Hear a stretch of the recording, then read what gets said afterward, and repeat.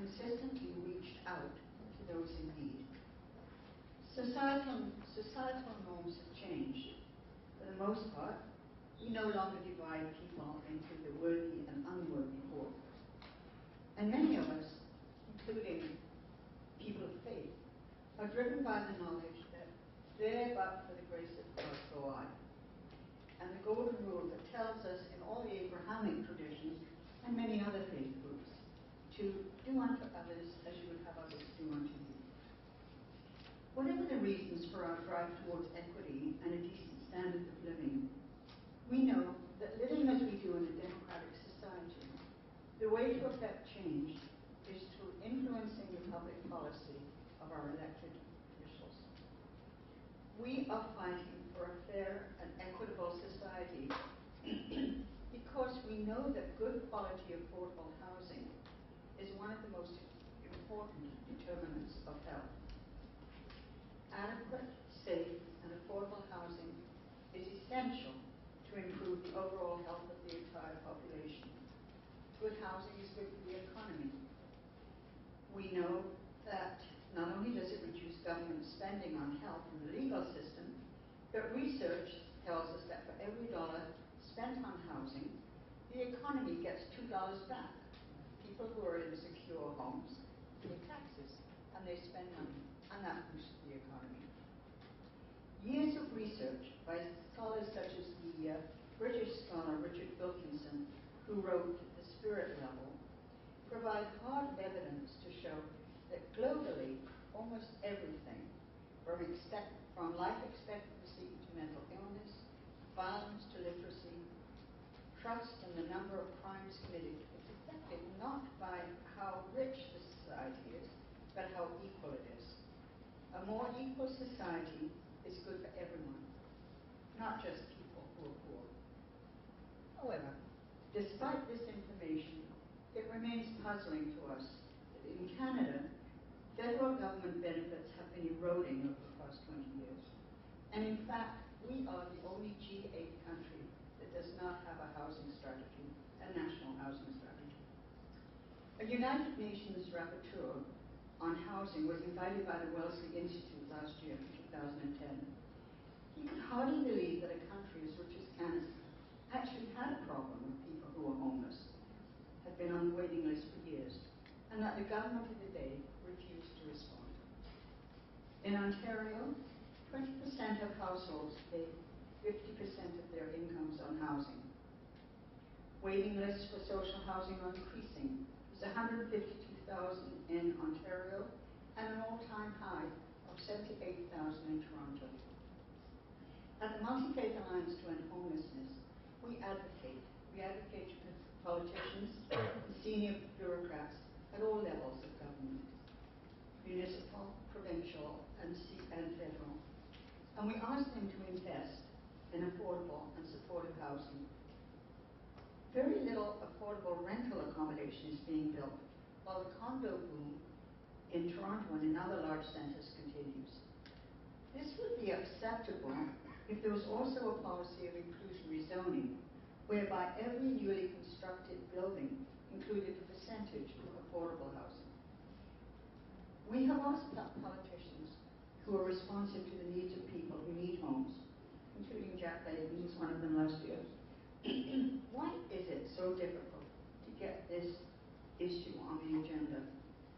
And we've been told it's not a vote getter. Also, we were told many people see homelessness, whether it's sleeping on the streets or couch surfing, as a we-they issue. That is, we've got homes. What's wrong with those people that they don't have permanent safe housing? For those in need in this upcoming election, we will be asking all parties to demonstrate their long-term investment in affordable and supportive housing. We urge all parties to commit to a housing benefit for all low-income households, whether they're social assistance or the working poor, and to address the affordability gap, and to make an investment in repairing and renovating social housing. Next week, on the evening of September 28th, Jews all over the world will welcome the Jewish New Year. For Rosh Hashanah with prayers of gratitude, hopes for a better new year, and with apples and honey for a sweet new year. 8 days later, we will spend the evening before and the day of Yom Kippur in repentance and prayer. And we will read from Isaiah, "Share your bread with the hungry. Bring the poor, the outcast to your house. When you see them naked, clothe them. Do not hide from your kin in their need.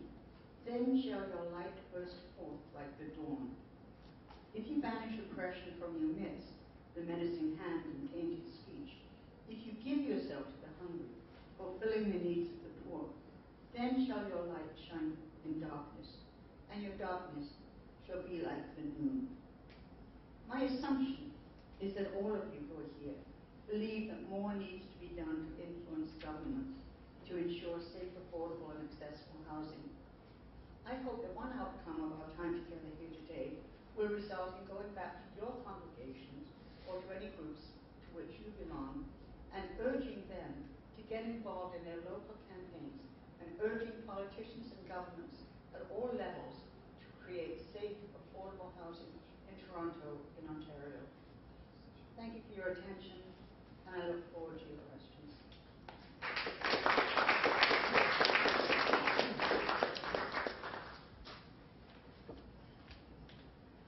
Thanks very much for inviting me. I'd like to thank the organizers. I'm really glad to be with you today. My name is Beth Wilson, and I work at Social Planning Toronto. Our organization does community development work and organizing work.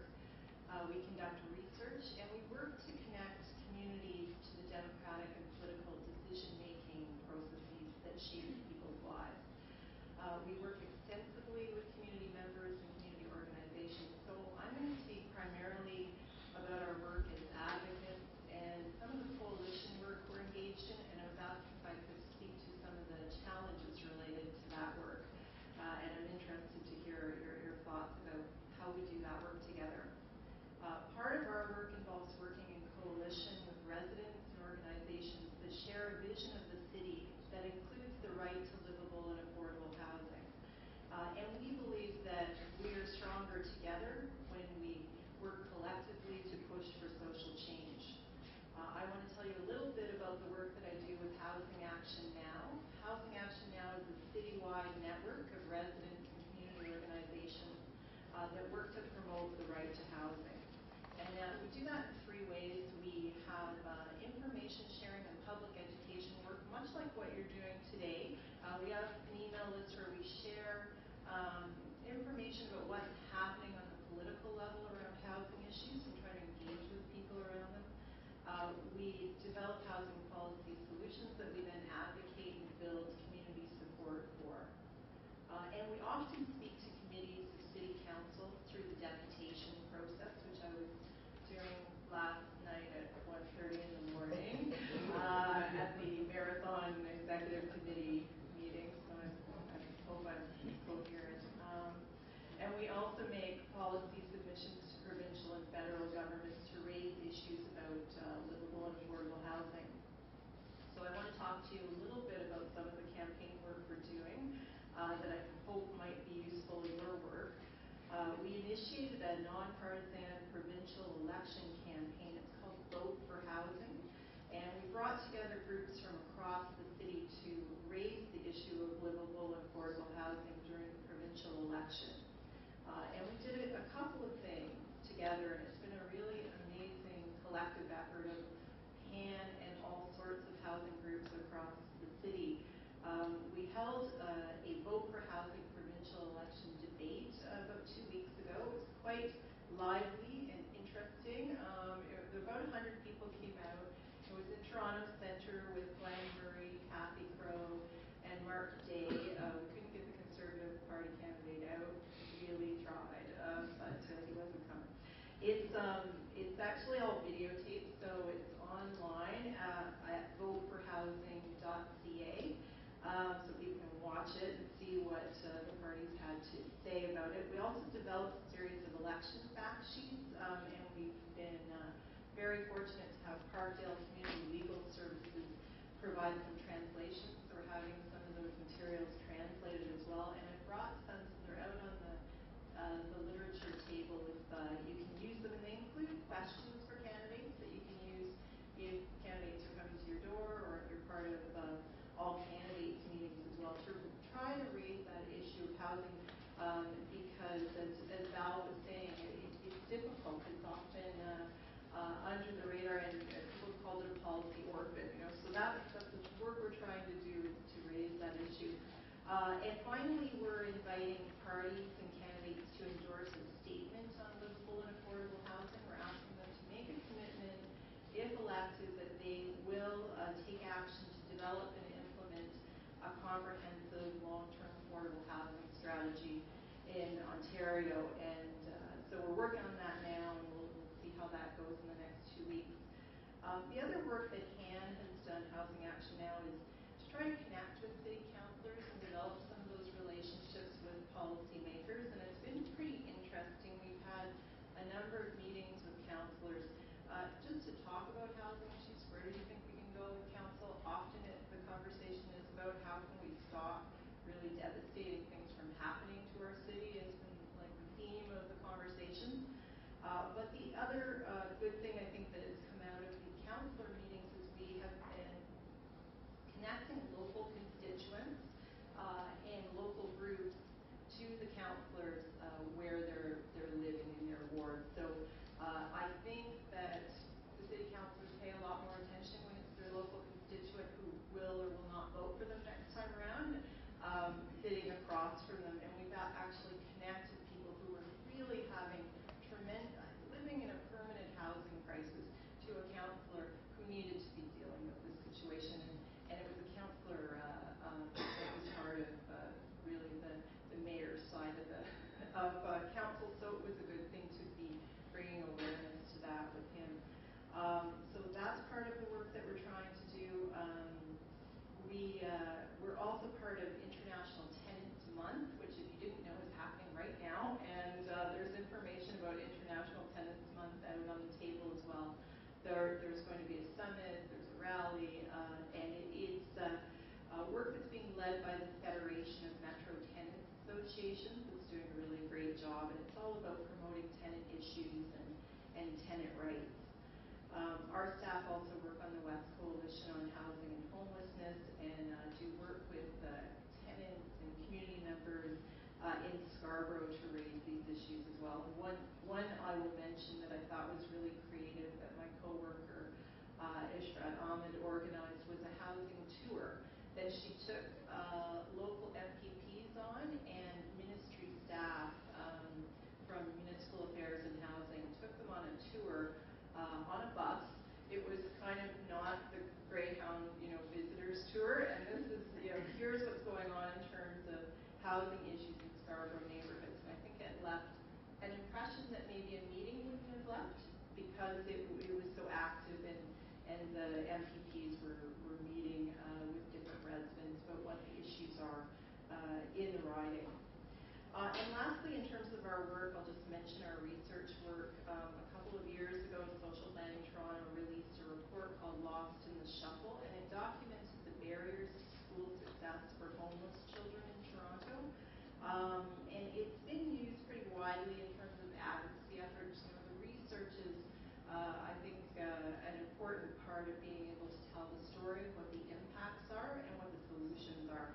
So we're continuing with that work with our partners, Aisling Discovery's Child and Family Centre in Scarborough, to do some education and training work around these issues as well.